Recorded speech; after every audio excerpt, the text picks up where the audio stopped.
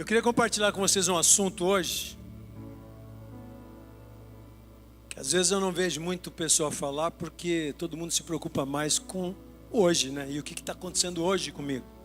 Mas a minha pergunta para nós hoje seria: como terminar bem?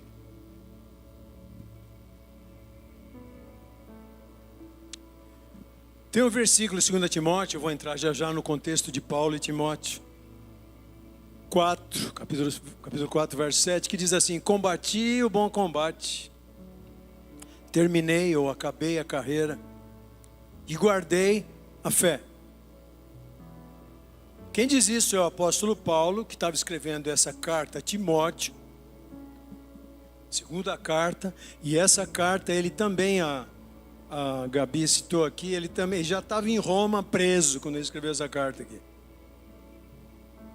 esperando o final dele. Sim, era uma carta de despedida, mas ao mesmo tempo, para mim, isso aqui é uma carta de desafio. Porque na verdade, nessa época, exatamente nesses tempos, um pouco antes dele também, Paulo estava procurando escolher homens. Mas às vezes quando a gente fala homens e Paulo, é tudo barbudo, né? Barba branca, cabelo, careca, sei lá. E Paulo, pelas igrejas que ele passou e que ele fundou, na verdade, ele estava procurando homens, mas esses homens eram jovens. Olha só, ele escolheu 8 jovens das igrejas gentílicas, quer dizer, não mais das igrejas como Jerusalém, que era uma igreja, em princípio, de judeus convertidos ao Messias, onde os apóstolos ficaram. Paulo foi chamado para uma outra coisa, ele foi chamado para um outro grupo, que era o grupo dos não-judeus. E o Paulo era um cara, eu não sei quantos aqui conhecem um tanto da história dele, ele era um cara absurdamente convicto. Como assim? Mesmo antes de ele conhecer Jesus, ele já era muito convicto. E ele trabalhava para o Sinédrio. O Sinédrio era um grupo assim, religioso da época, poderoso politicamente, socialmente, tudo mente, lá em Jerusalém e na Palestina. E ele era um cara que ele tinha tanta convicção no que ele fazia, que o negócio dele era acabar com os crentes. E tinha tanta convicção que ele conseguia cartas desses caras do Sinédrio para ir atrás de pessoas. De repente, imagina, você é cristão, um dia chega alguém na tua casa, bate na tua porta e fala: você é fulano de tal? Você é cristão, né? Sim, eu sou, então por favor venha comigo. Como assim? E aí vinha, já tinha os guardas do Sinédrio, que também o Sinédrio tinha guarda também, meio parecido acho que com Roma. Tinha os guardas do Sinédrio lá, e eles prendiam você e te levavam embora. Mas o que eu fiz? Eu paguei minhas contas, eu estou dizendo: não, você disse que é cristão, né? Então, isso é suficiente. Esse era o Paulo. E alguns deles, ele punha para matar. E a morte geralmente era por apedrejamento. Aos pés dele morreu um cara chamado Estevão, que eu não sei se você já ouviu falar desse cara. Foi um dos pioneiros do evangelho, um cara feríssimo assim. A propósito, ele era um diácono. Então, aos que servem aqui, todo mundo está servindo aqui, lá embaixo, lá do lado do telão e tudo tal, Estevão era um cara como vocês. Então busquem em Estevão uma inspiração, porque esse homem, eu vou te falar uma história feroz. E Paulo diz a Bíblia que viu, jogaram as vestes do Estevão aos pés do Paulo, botaram o cara lá longe e apedrejaram ele. Esse era o Paulo. Esse era Paulo. Eu não sei o quanto ele era ruim, o quanto ele era movido pela convicção dele, que ninguém segurava. Esse homem teve uma experiência com Deus. E aqui é importante que você que está me ouvindo hoje, meus queridos, nesse mundo doido que nós estamos vivendo, você só pode conseguir ser transformado e ser uma luz e ser algo assim, se você tiver um encontro com Jesus. Assim, absurdo, um encontro no seu estilo, porque Deus faz no nosso estilo. Eu não quero, ou então ele inverte tudo. Você fala: eu quero falar com Jesus, mas eu quero quietinho. Ele te leva numa igreja assim da Assembleia, aquela doideira toda, para te mostrar que não é você que escolhe, é Ele que escolhe. Você ouviu um amém aqui? Tô bravo não, tô só animado, tá? Não precisa ter medo não. Tô até de palitozinho hoje, minha esposa está comigo. Estava 1 mês e meio sem vê-la, aleluias. Não fala, amor. Pois é, já foi. Então esse era o Paulo que eu estou te contando. Esse era o Paulo. E esse cara agora está no momento final dele. O que aconteceu? Ele conheceu Jesus, ele teve um encontro absurdo com Jesus. Não sei se estava montado num cavalo ou não, mas ele caiu no chão, caiu cego. Um homem chamado Ananias foi chamado por Deus para receber esse Paulo, para ir lá onde o Paulo estava. E olha, esse Ananias era um cara de Deus, para chuchu. E sabe o que ele falou para Deus? Deus conversando com ele, falou: Senhor, e se esse cara me pega e me mata? Ele persegue os cristãos. Cara de Deus, hein? Cara cheio do Espírito Santo, e Deus escolheu ele para ir orar pelo Paulo. Então você imagina quem que era esse Saulo antes dele virar Paulo. Pois é, esse homem teve um encontro com Deus, esse homem foi chamado para os gentios, esse homem entendeu que o ministério dele não era o mesmo que Pedro, que os apóstolos. Ele veio depois. Você imagina um cara desse, você imagina hoje, vai, o maior perseguidor de cristãos, aí de repente o cara se converte. Manchete lá no Jerusalém Post, no Washington Post, em todo lugar. Perseguidor principal do cristianismo no mundo, diz que teve um encontro com Jesus e viu ele face a face. Parece hoje assim, lá no Globo News, acho que nunca vai aparecer, mas imagina um lugar onde você vai ver isso acontecer. E todo mundo olhando, aí vai ter o quê? Isso aí, o cara não devia ter comido, o sol estava muito forte, blá, blá, blá, blá, blá, blá, blá. Bom, o que fez a diferença? A transformação. Mas hoje eu quero focar em como Paulo terminou. Sabe por quê? Muito cristão, e eu não duvido que são cristãos, quem sou eu? Muitos cristãos passam pela sua vida com grandes fases de ministério, de crescimento, de doideira do mundo. Às vezes põem eles até na televisão. Geralmente não é para elogiar, mas colocam também, porque o cara está fazendo um processo de transformação na sociedade com o cristianismo. E depois, meu Deus, coisas acontecem. Coisas acontecem, sabe? Deixa eu te falar uma coisa. Estava até comentando com o Elton antes de começar a reunião, com o Elvio. Paulo, por exemplo, que foi esse cara, ele nunca disse assim: a igreja que eu fundei em São Paulo, a igreja que eu tenho hoje de 50 mil membros. Nunca viu Paulo falar isso. Aliás, a igreja de Roma, quando Roma começou, era uma casa, muito provavelmente, onde estava um monte de gente escondida, porque os romanos estavam pegando todo mundo. O imperador Nero era um cara fantástico, então ele resolveu pegar alguns cristãos, colocar nos postes de iluminação noturno da cidade de Roma e pôr os caras para queimar. Que tal? À noite estava toda iluminada a avenida principal, a Via Ápia, com um monte de crente lá pegando fogo. Que tal? Esse era o imperador romano, nós não chegamos nisso ainda. Mas esse era o cristianismo no começo. O pessoal fala: mas na igreja primitiva, rapaz, se vivesse lá, sei não. Não era hollywoodiano, sabe? Eu acho que os ocidentais têm uma mania de hollywoodionizar, sei lá se é isso, todas as coisas. Não, Paulo não. Tem um filme muito bom dele, não sei se está na Netflix, onde quer, que fala Paulo, né, que mostra ele na prisão o tempo todo, o Lucas indo visitar ele, já viu? Muito bom, né, Fernando? Dá uma ideia, não era... Paulo foi pregar em Roma, aí tem... Tem lugares com aviso, luminosos, tal. Paulo vindo para uma grande conferência em Roma. Compareçam ao Areópago, compareçam ao Coliseu, porque Paulo vai ministrar. Noite de curas, de poder, venha! R$50 o ingresso. Não tinha isso. Paulo estava preso. A igreja de Roma estava numa casa, o pessoal apavorado, porque se descobrissem eles lá, ia todo mundo morrer. Então estou tirando um pouco o Hollywood da nossa mente, às vezes, que a gente pensa tanto. Que Paulo já começou com milhares de milhões, não foi nada disso. O que ele deixou foi quando ele foi embora, que daí começou a pipocar para todo lado. Muito bem, vamos lá. Ao mesmo tempo que em Jerusalém, na época dos apóstolos, tinha em torno entre 1 milhão e 2 milhões de pessoas, o Império Romano, que hoje poderia ser a Comunidade Europeia, alguma coisa desse tipo, tinha 75 milhões em todo o Império Romano. Então quer dizer, para Paulo e aqueles que ele entendesse que fossem vocacionados de Deus, o campo era esse, só 75 milhões de pessoas. Enquanto os 12 pegaram 1 milhão, 1,5 milhão. Então Paulo começou a ficar apavorado, deve ter orado muito. Falou, Senhor, como é que nós vamos fazer isso? Hoje só existe eu, Silas e o Barnabé. E nós 3 somos judeus, Senhor. Como é que nós vamos alcançar um mundo que não é judeu? Nós precisamos ter gente, nós precisamos preparar pessoas. Eu estou indo embora. Daqui a pouco eu morro, daqui a pouco vão me arrancar a cabeça. Eu preciso. E aí nas igrejas aonde ele foi,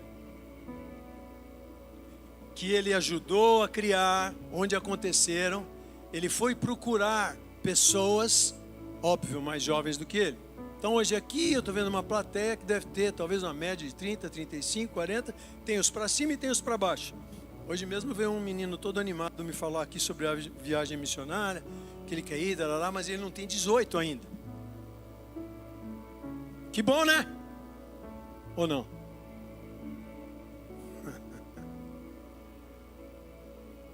E daí, bom, como é que Paulo ia escolhê-los? Presta atenção nisso tudo, assim, como seja uma coisa que é de hoje e é de 2000 anos atrás. Isso não muda. Esses jovens que ele ia reunir, ele ia treiná-los durante um período de 4 anos.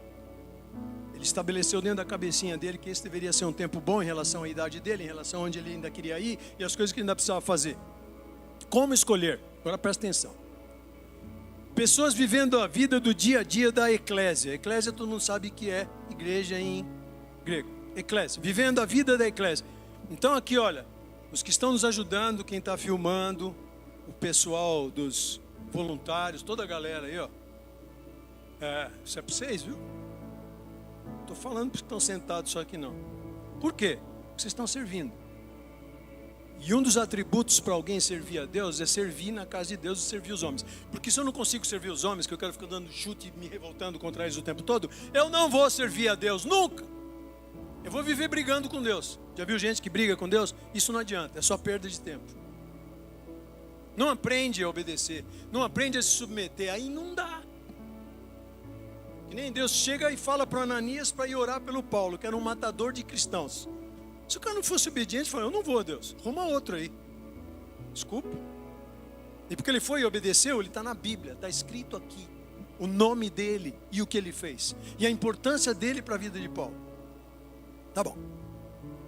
Pessoas vivendo a vida de eclésia, pessoas que creem que são chamados por Deus. Eu não estou falando se você crê que Jesus te salvou, que Ele está no seu coração. Isso é básico. Esse é o primeiro encontro, é aquele encontro que eu espero que você não esqueça. E se foi um tempo de encontro, que tenha sido o encontro mais maravilhoso da tua vida. Mas depois disso vem um chamado, né? As pessoas se apaixonavam por Jesus, e daí ele dava um tempinho, daí ele chegava para um deles e falava assim, agora você vem e me segue, deixa tudo.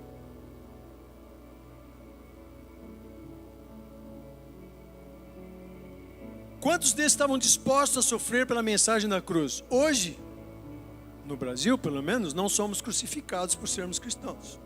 Pelo menos não no literal. Agora, no figurado, você pode até pensar algumas coisas se você quiser. Então, tem por aí no mundo, vocês já devem ter visto, artistas famosos, que fizeram filmes famosos, que nem o de Jesus e um monte de outros. O cara começou a confessar que ele era de Jesus, que ele queria Jesus, Hollywood, ó. Esse cara não anda com a gente como nós andamos.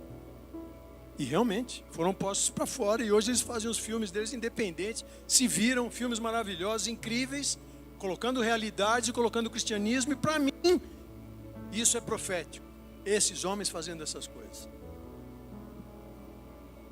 Quantos se disporiam a viajar muito? Aqui agora eu estou falando de jovens, por isso que eu comecei mais ou menos pela idade. Porque eu viajei quando eu já tinha uns 38 para ir para missões. Deus ficou uns 8 anos falando comigo, com a minha esposa sobre isso, blá, blá, blá, blá. E a gente tentava, estudava inglês em casa, vinha professor, aí não fazia lição, aquelas coisas que você sabe.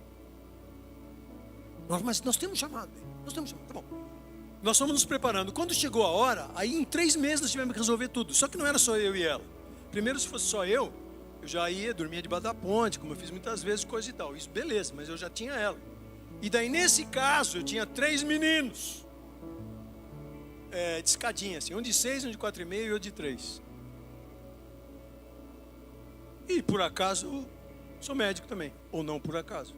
E nesse tempo, veja só, não estou assustando ninguém aqui para largar tudo, tá bom? Estou contando a minha historinha para vocês. E nesse tempo, sim, eu fui largando tudo. E vivemos assim, do ministério, por uns 20 anos. Me assustou fazer as contas depois. Eu nem imaginava que era tudo isso. Mas fomos com filhos e tudo. A nossa disposição e o nosso ímpeto e a nossa convicção era tal que não dava para ir. Nós vimos a oportunidade e falamos, agora nós temos que ir. Vamos, mas e a escola, mas e não sei o quê, mas e a gripe do menino, mas e a rinite, mas e os... bora! Bora! Por causa de uma convicção. Tá claro isso? Deixa eu ver aí. Fala sim. Tá bom. Quem ia cuidar deles então? Paulo. Como?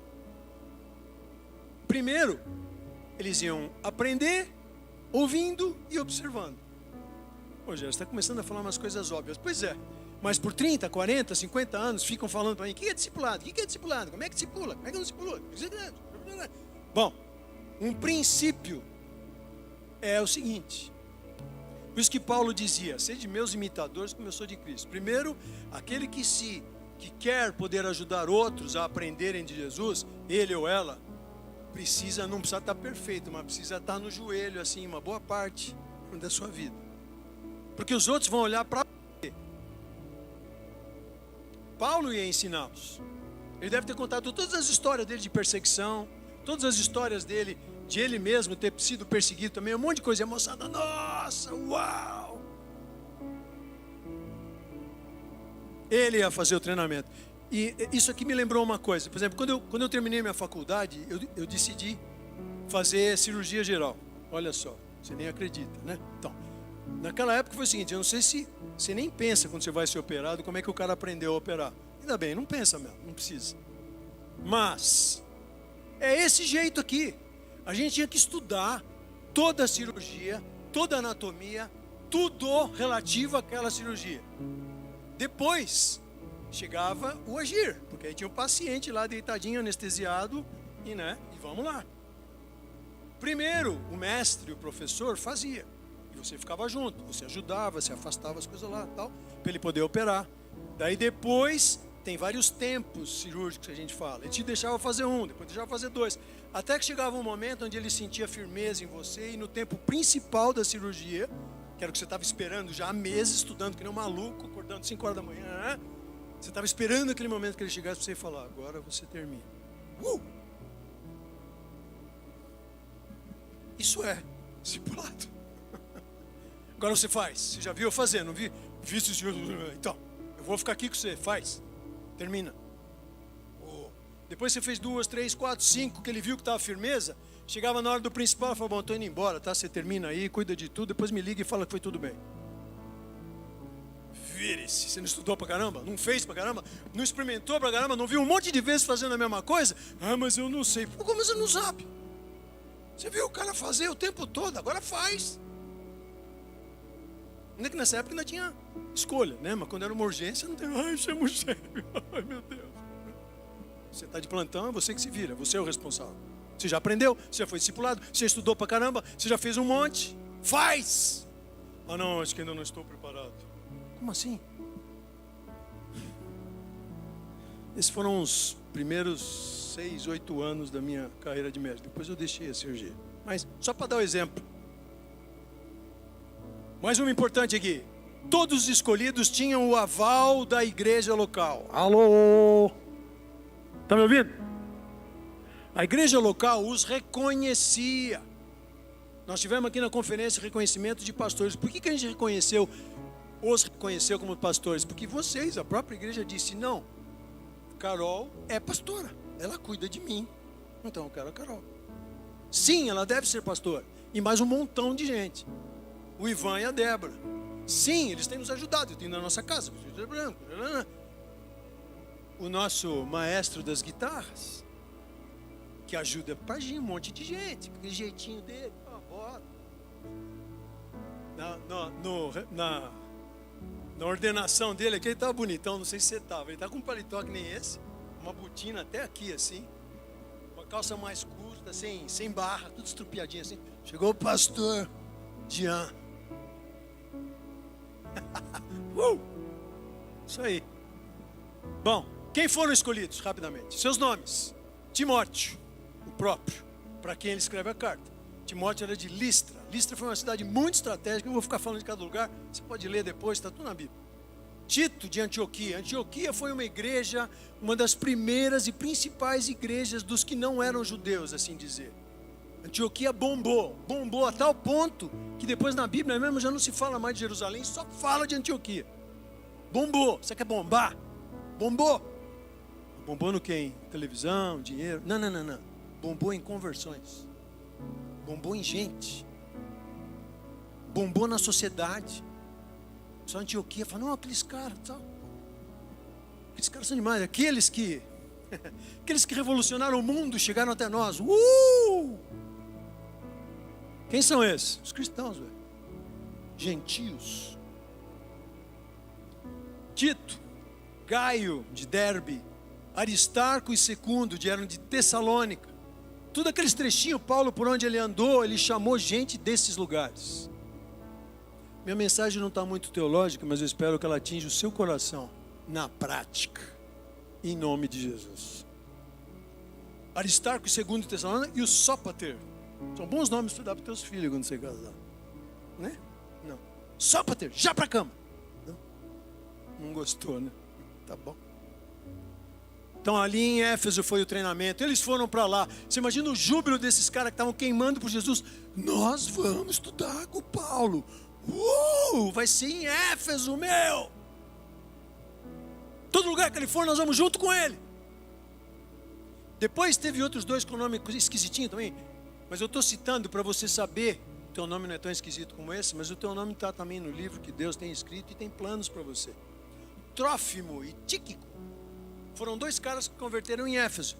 Estava uma reunião lá que nem essa, mas não no lugar desse. Estava na casa de Priscila e Áquila, que era um casal que resolveram andar junto com Paulo por o resto do ministério dele. E lá os dois se converteram.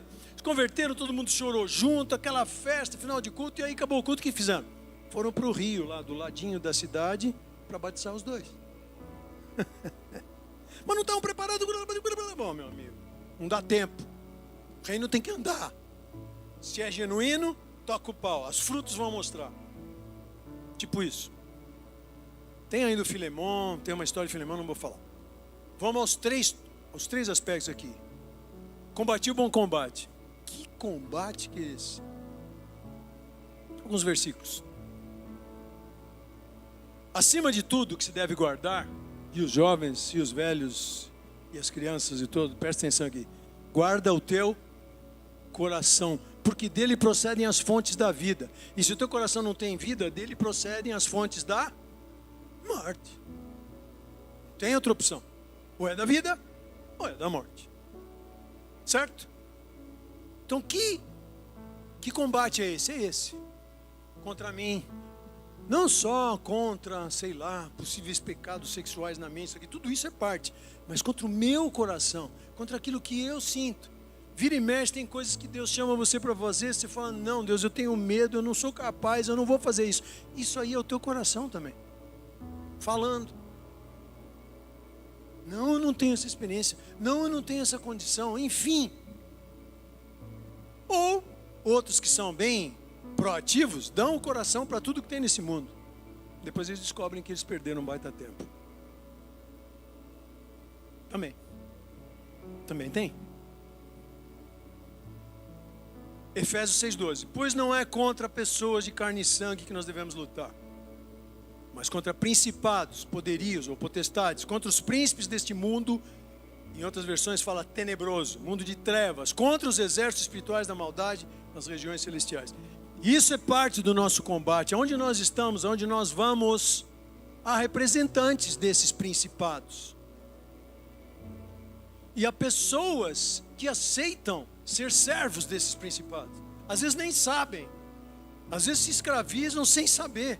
Mas estão lá. E a gente olha para essas pessoas e às vezes elas nos fazem mal.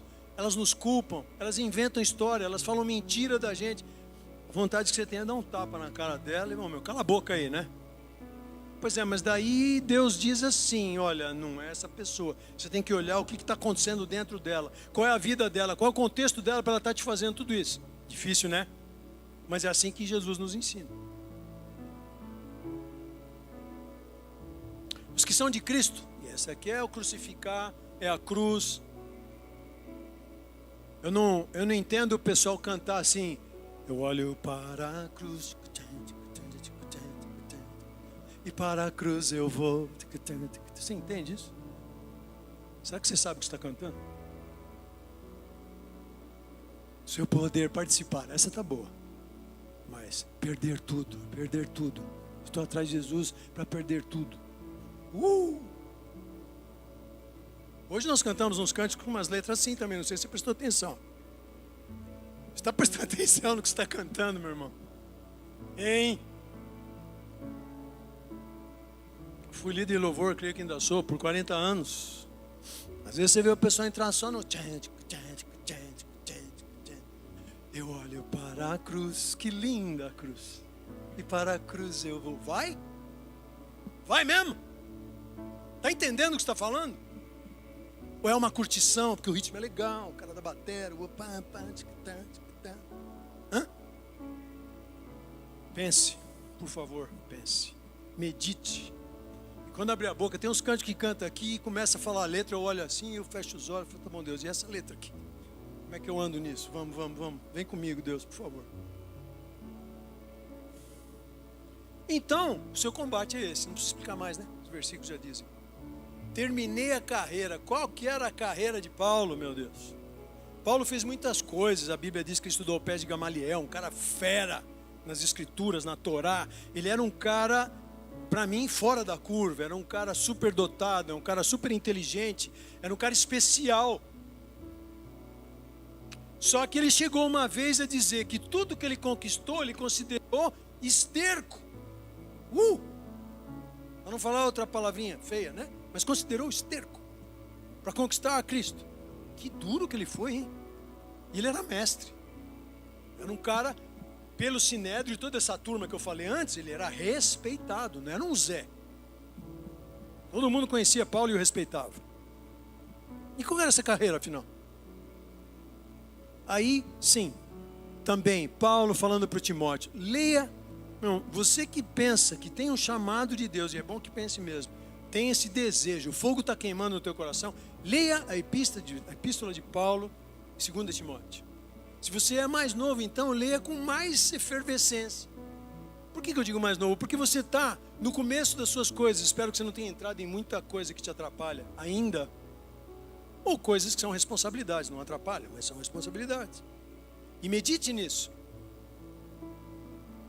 Tempos incríveis que eu tive foi quando eu fiz viagens com um grupo que chamava Vencedores por Cristo, que eu não sei quantos aqui conhecem. Hoje ouviram falar ou nunca ouviram falar, não tem problema. O negócio é o seguinte, eu viajava com esse pessoal para tudo quanto era canto.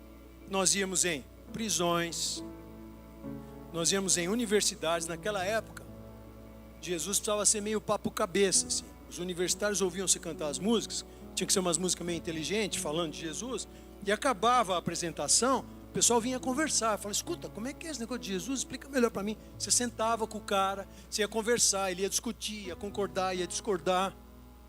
Muitos no final acabavam chorando, se convertendo, aleluia, com toda a filosofia deles.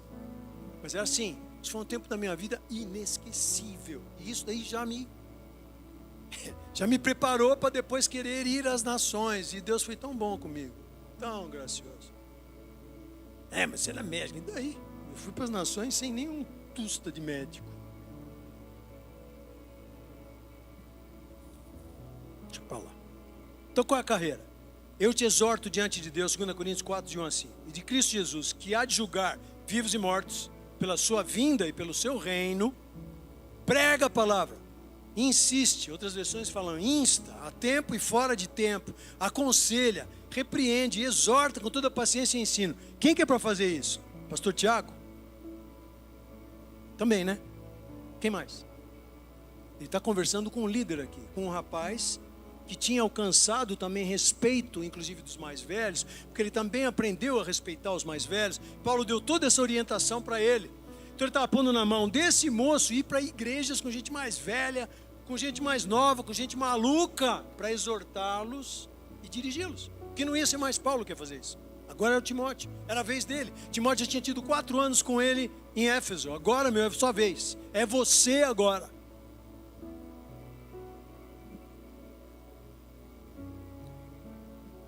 Chegará um tempo em que não suportarão a sã doutrina. Será que já chegou esse tempo? Mas desejando muito ouvir coisas agradáveis, ajuntarão para si mestres, segundo os seus próprios desejos. Já viram isso? Sim ou não? Acho que sim, né? E não só desviarão os ouvidos da verdade, mas se voltarão para as fábulas. Então aí quando a verdade não está muito deglutível, inventa histórias. Inventa umas histórias. A pessoa vai. Não, porque se você ficar 50 minutos de cabeça para baixo, você vai entrar em alfa. Daí entrando em alfa, seus problemas vão sumir de você. Faça comigo, comece agora. 1, 2, 1, 2. Repita comigo essa palavra. Canana, canana, tanana. Se voltarão para as fábulas. E ó, eu trabalho com medicina chinesa, tá? Mas eu sei o que eu estou fazendo. Tu, porém, ser equilibrado. Você falar para um jovem ser equilibrado, meu Deus do céu. Mas amém, é um jovem e vai aprender a ser equilibrado e vai arrebentar em nome de Jesus. Vai, porque Paulo creu, eu também creio. E aconteceu, não é só que ele creu, aconteceu. Esses caras aqui fizeram a igreja gentílica se espalhar. Esses caras aí e mais outros que eu não citei, claro. Guardei a fé. Ó, o que é guardar a fé? Então é o seguinte, nossa vida é feita de atos bons e ruins, concorda comigo? Nós fazemos besteira e fazemos coisas boas também, sim, não? E procuramos evitar as besteiras e o melhor possível fazer as coisas boas. Esses nossos atos, presta atenção nisso, porque nós somos, uma vez que você se torna um cristão, você é um cidadão do céu, da eternidade. Você está aqui, mas você está fazendo as coisas visando ali. E essa vida é parte do que vai ser lá.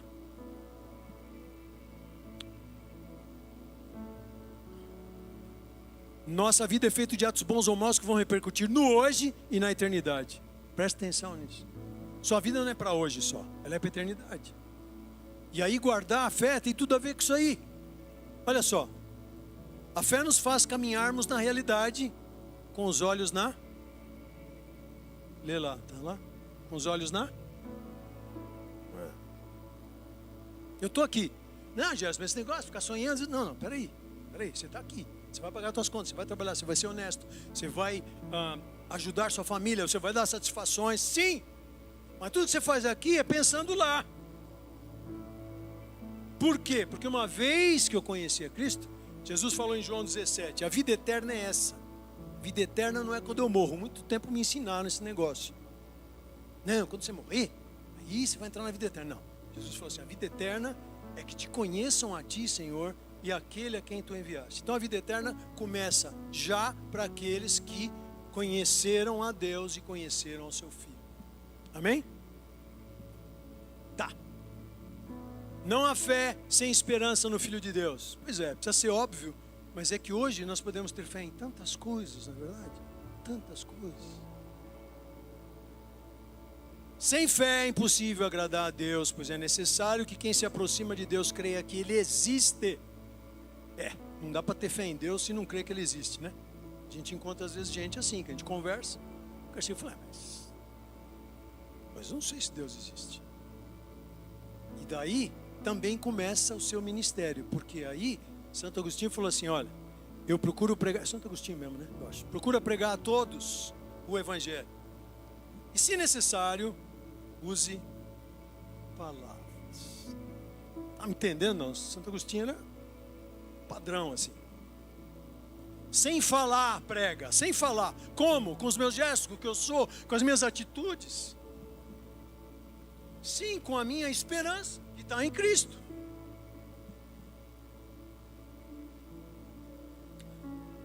Não há fé se não houverem ações. Você só crê, mas não faz nada, não arrisca nada. Não vai por fé para nenhum lugar, não fala com ninguém por fé, nada. Não, eu creio, mas isso é uma crença pessoal, particular. É minha, entendeu? É minha. Não, senhor. Como assim é minha? Isso é para espalhar. Então, quando você arrisca, a gente fala muito isso, né? Do ministério profético, um monte de coisa. Quando você arrisca levar uma palavra para alguém, você sentiu, tá lá, colega lá do trabalho chorando, sentada na mesa. Você sente algo de Deus para falar para ela, que seja, olha, Deus te ama, fique em paz, algo vai acontecer, sei lá. Não, não vou, vai que não acontece nada, vai que não sei o que lá, vai que isso, vai que aquilo. Você está falando movido pelo amor. No mínimo o que você falou vai fazer aquela pessoa pensar, puxa, alguém prestou atenção em mim aqui nesse momento. E quem sabe outras oportunidades vão chegar. Não vai começar dizendo, olha, o teu RG é 549 mental, seu nome é Clarice, você quer dizer, ninguém começa assim, né? Certo? Mas tem que haver ações. Porque quando a gente resolve agir, essa eu preciso contar para vocês, deixa eu contar só essa. Eu estava fazendo minha viagem de volta para o Brasil, a menina não estava comigo, e no avião tinha uma famíliazinha assim, um casal, o cara parecia um alemãozão grandão, e a moça bonitinha, narizinho assim, tinha jeitão de brasileira, e era mesmo. E eles tinham duas crianças gêmeas, e uma um pouquinho maiorzinha, 1 ano e meio depois dela. Passei por eles assim, vindo do banheiro e tal, não sei o que, eu olhei, Deus falou, vai lá, fala com eles. O que eu vou falar assim? Vai lá, fala. Não, tá bom, fui lá. Pus a mão assim atrás do papai, que ele estava sentado no bloco de trás, e a esposa na frente, aquele lugarzinho que dá para pôr bercinho e tal. Eu queria falar uma coisa para vocês, se vocês me permitem. Sim, ele falava um yes, ou falava alles gut, sei lá, acho que era alemão, não sei. Mas ela era brasileira, eu comecei falando em inglês, eu falei, você é brasileira? Eu sou. Tá, eu mandei ver, falei, olha, seus filhos são chamados por Deus para serem uma geração que vai mudar esse mundo. Sei lá se ela é crente, se ela não é crente, mas eu vi os gêmeos lá. E eu vi outra menininha, sabe aquelas lindas de fazer anúncio, assim, loirinha, começou a rir para mim, quase peguei ela no colo, olhinho azul, tal, tudo. Eu falei, eles vão ser pessoas que vão mudar. Conheçam a Deus ou não. E você falou, muito obrigado. Começou a chorar e eu fui embora para o meu lugar, não a vi mais. Mas eu não deixei de falar. Se não acontecer com os filhos dela, não sei se vai acontecer ou não vai acontecer. Eu compartilhei do meu coração. Agora, os pais que se virem, têm a responsabilidade deles também. Busquem a Deus, vão atrás. Amém, queridos? Amém? Isso é fé, né? Me joguei lá e fui, mas por amor. Não para tentar, o profeta está entre nós. Eles nem sabem quem eu sou. Estava lá todo estrupiado, sem tênis, cansado, final da viagem, 10 horas de voo. Eu fui lá. Amém, queridos? Tem um exemplo final, que é, esse é tão, assim, incrível, que eu tinha que pôr, de Hebreus, sobre uma moça chamada Raabe. Gente, rapidamente, currículo dessa moça, ela era prostituta, pronto, aí já termina. A Bíblia deixa claro que ela tinha uma família também, e dá um tanto a entender que ela também ajudava a sustentar a sua família, com esse trabalho. Mas essa mulher, porque ela creu no Deus de 2 espias que foram até a casa dela, você já imagina também, século 21, 2 soldados do exército de Josué entram na casa de uma prostituta. O que todo mundo vai pensar, meu amigo? O que vai ser o bicho? Só que eles foram lá com uma missão. E eles se esconderam na casa dela, porque o pessoal viu que tinha entrado gente do povo de Josué, dos judeus, e eles iam lutar contra esse lugar, eles foram lá para espionar. E essa mulher, por crer no Deus deles, não sei como, que ela ouviu falar do Deus de Israel, blá, blá, blá, ela acreditou em tudo e fez os 2 saírem por um lado e falou para os guardas que eles tinham ido para o outro lado. Ela mentiu. Bom, essa é uma outra história, outra hora a gente conversa sobre isso. Mas a atitude dela, ela cria, ela falou para eles, eu creio que esse Deus de vocês pode fazer muita coisa. Esse foi o testemunho dessa mulher. Por causa disso, gente, está comigo aqui, né? Fala, tô. Por causa disso, ela foi trazida para o povo de Israel. Ah, povo de Israel. Não, não é só isso. Ela foi trazida para o meio de um povo que Deus tinha um plano com eles, naquela época, e que pretendia grandes coisas. E ela não era desse povo, ela não tinha direito nenhum de entrar nesse povo. Ainda mais com o currículo dela. Só que ela se confessou pelo Deus deles. E Deus vendo, porque Deus vê o coração, não vê a roupa, não vê a pintura, Deus vê o coração. A família dela foi salva. Ela casou com um cara chamado Salmão. O Salmão, Boaz casou com a Ruth. Sabe a Ruth, do livro de Ruth? Tararara. Boaz gerou de Ruth Obed. Obed gerou Jessé. Jessé gerou Davi. Bom, daí a genealogia segue lá em Mateus e chega em Jesus. Você pode olhar depois lá. Bom, é uma prostituta remida então, né? Só pode ser. Entrou no povo de Deus, entrou. Então prostituta tem lugar no reino de Deus? Tem. Se arrepender, se converter, se mudar a sua vida, tem. Como todos os outros, possíveis fóbicos ou não fóbicos, ou o que seja. Se conhecerem a Jesus verdadeiramente, muita coisa pode e vai acontecer. Porque a vida de Deus em nós, ela é transformação. Não tem transformação, complica. Tem que transformar. E a recompensa, né? Que você vai falar, poxa, você só falou coisa difícil. Não, tá bom. Recompensa. Vê se você quer essa recompensa, que é o que Paulo fala para Timóteo. Desde agora, a coroa da justiça me está reservada, a qual o Senhor, justo juiz, me dará naquele dia. E não somente a mim, mas a todos que amarem a sua vinda. Eu quero só dar uma pequena ênfase aqui, a todos que amarem a sua vinda. Você ama a vinda de Jesus? Tá meio fraco. Se fosse, nós vamos ter conferência aqui semana que vem. Uou! Você ama a vinda de Jesus? Você sabe que ele vai voltar, né? Tá, ele vai voltar. Os caminhos parecem estar mostrando que está mais perto do que a gente imagina, mas eu não sei quando. Mas está chegando, está vindo, está complicando. Quer saber? Vai complicar para os cristãos. Nossa, Angelo. Você quer que eu diga o quê? Quem não ama a cruz não pode ser um bom cristão. Você pega a vida de todos os apóstolos que ficaram firmes, que ficaram com Jesus até o fim. Não teve um que eu acho que morreu de morte morrida, que eu saiba. Só João. Também numa ilha, velhinho, a cama dele era pedra, então ele deitava com a cabeça, o travesseiro era pedra e a cama era pedra. Mais de 80, sei lá quantos anos ele tinha, morreu lá. Esse deixaram morrer lá. Os outros, ou empurraram de cima, ou arrancaram a cabeça, ou crucificaram de cabeça para cima, crucificaram de cabeça para baixo. Nossa, então meu futuro, hein, Jesus? Pois é, o negócio é o seguinte. O que eu estou dizendo é o seguinte: o cristianismo não é uma brincadeira. O Tiago falou outro dia, acho que foi quando a gente estava na reunião dos líderes aqui das igrejas.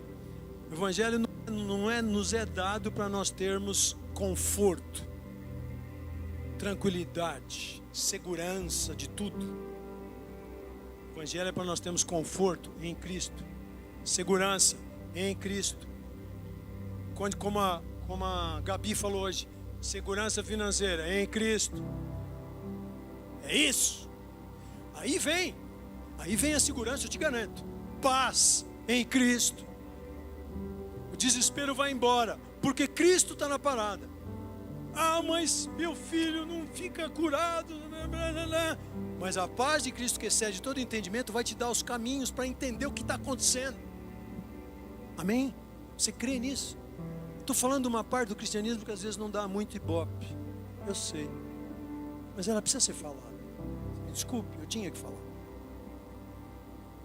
E isso, você falou, mas você falou que o teu tema era terminar bem? Exatamente. Então quantos de nós hoje estamos no gás e podemos, por diferentes razões, daqui a 5 anos não estamos mais no gás? Eu cria em Deus. Você já ouviu essa história? Eu ia na igreja todo domingo e tal. Mas aí aconteceu uma catástrofe na minha família e eu perdi um filho. Por exemplo. Eu sei o que é isso, então estou usando um exemplo pelo que eu passei. Parece que o mundo vai acabar mesmo. Passei tempos me sentindo culpado por essa situação, curado desse negócio.